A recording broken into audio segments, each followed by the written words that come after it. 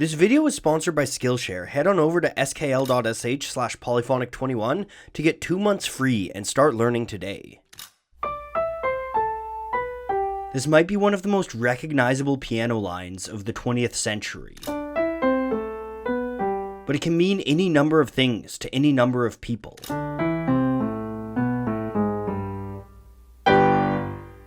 It's from a song called The Entertainer by Scott Joplin. To some people it could be a western saloon, to others a great caper, to some an ice cream truck, and to many a silent movie. But with all these different connections, much of The Entertainer's historical context is forgotten. And so what many people don't realize is that The Entertainer is one of the finest achievements by one of the greatest musicians in American history. People don't realize it's part of a tragic story of a visionary artist who died young and penniless and was buried in an unmarked grave. And many people don't realize just how this artist's work still influences the social and musical landscapes of America a century after his death. Let's take a closer look.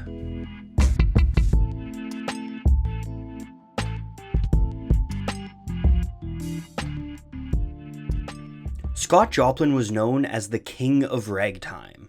At the turn of the century, he might have been the biggest musician in America.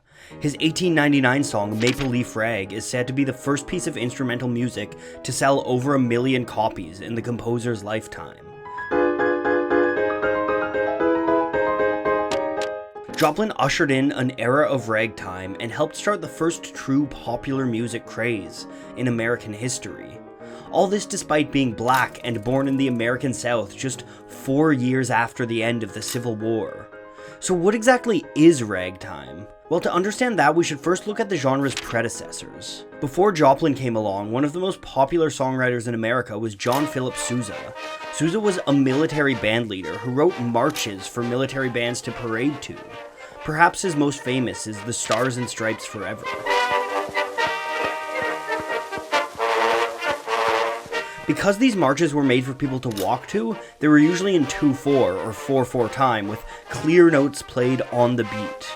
But almost no ragtime music is played right on the beat. And that's because of another aspect of ragtime's influence: African folk music.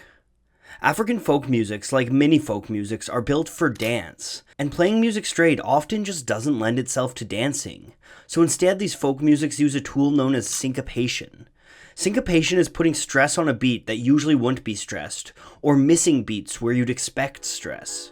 The result is something less predictable, and something that makes you want to move. Syncopation is the foundation of all kinds of music to this day, and ragtime brought syncopation into American popular music. Just look at the sheet music of Maple Leaf Rag. You can actually see the syncopation there on the page. And that's what gives the song the off-kilter jive that makes you want to walk around like a silent movie star.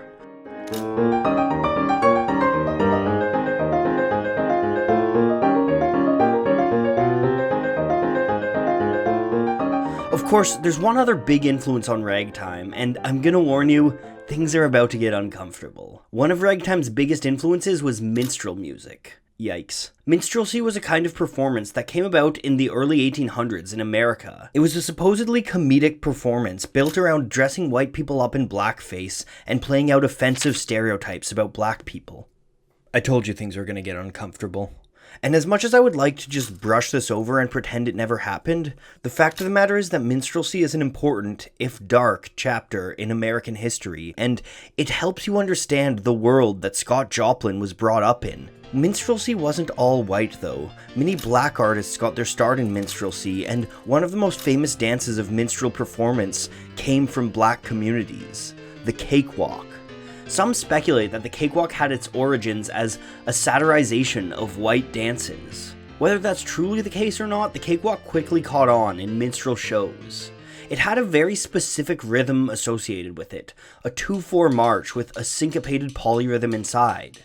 Of course, that very same concept helped define ragtime, and ragtime performers weren't shy about acknowledging this. Scott Joplin even wrote a cakewalk song called Swipesy. Now, it's important to note that though he loomed over the music, Joplin didn't invent ragtime.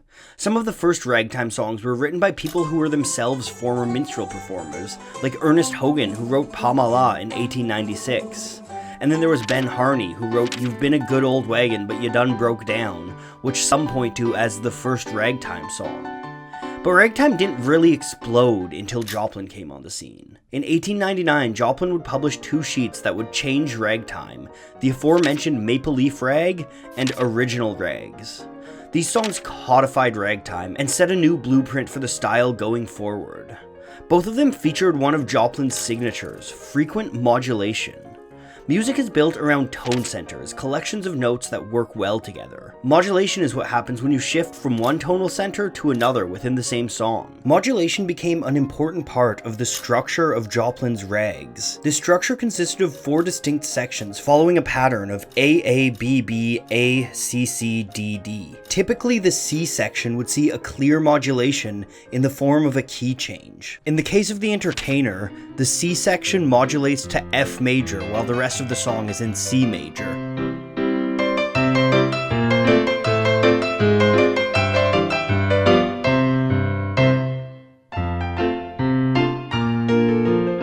Another aspect of Joplin's music that helped it shine was the tempo. In your head, you might associate ragtime with fast piano playing, but Joplin was quite specific about one thing. Ragtime was not meant to be played fast. He even wrote "not fast" on the sheet of The Entertainer. And when you play The Entertainer at a slower tempo, you allow the song to tell a story. You allow it to build drama and tension as it speeds up slightly and changes keys and volumes.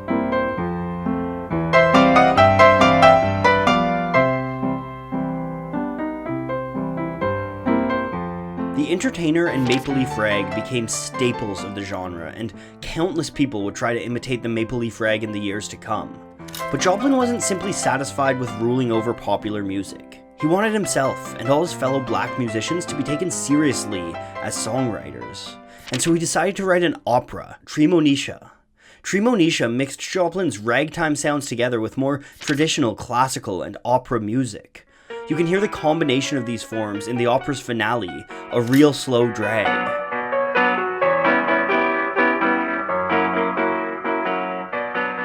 More than just the music though, Treemonisha told an important social message. Scott Joplin wanted to push civil rights forward and help advance the black cause in America, and to create a truly original black art form. So Treemonisha lays out a blueprint as to how to do that, through education. The titular character is a young freedwoman who uses education to lead her community against those that would exploit them. It's an incredibly forward-thinking story paired with some remarkable music, but Joplin would never see it live, not as he intended it anyways. Joplin couldn't find anyone willing to publish his radical opera and ended up trying to self-publish it in 1915. In the end, he was only able to put together a small staging of it in a Harlem rehearsal hall, and it really didn't live up to his grandiose idea of what it could have been. That marked the beginning of the end for the King of Ragtime. In the coming years, he would succumb to syphilis and dementia, and on April 1st, 1917, at the age of 48, Scott Joplin died in a psychiatric hospital. By this time, he was penniless, and he was buried in an unmarked grave. The ragtime era ended with the death of Scott Joplin, but its influence continued. A Jewish immigrant named Irving Berlin was an up-and-comer at the end of the ragtime era, and he scored his first hit with Alexander's Ragtime Band.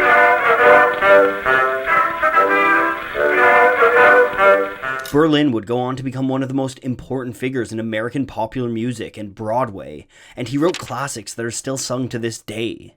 And then there were others who took ragtime in a different direction. Fats Waller evolved ragtime into a new kind of piano playing called stride. And alongside another graduate of the ragtime school, Jelly Roll Morton, Waller helped establish the norms for the next emerging form of popular music, a heavily syncopated music that would modulate through many tone centers, a new exciting style of music called jazz. And we all know where that went. But there's one more chapter in the story of Scott Joplin. In 1970, a musician and musicologist named Joshua Rifkin dug up Joplin's sheets and recorded himself playing them. He released those recordings as an album, Scott Joplin Piano Rags, and it started a ragtime revival. 3 years later, several Joplin songs, including The Entertainer, would be featured in George Roy Hill's Oscar-winning film The Sting. Scott Joplin was alive once more in the hearts of American pop culture. Amidst this resurgence, people dug up Treemonisha, which had been forgotten about after Joplin's death. And then in 1972, 61 years after it was written, Scott Joplin's opus saw its world premiere, performed by the Atlanta Symphony under Robert Shaw. It was immediately recognized as the masterpiece that it is, and in 1976, Joplin posthumously received a Pulitzer Prize for Treemonisha. The world was ready to embrace the late Joplin and celebrate the brilliant, forward-thinking artist that he was. And amidst all of this, after laying unmarked for half a century, Scott Joplin's grave finally received a marker in 1974.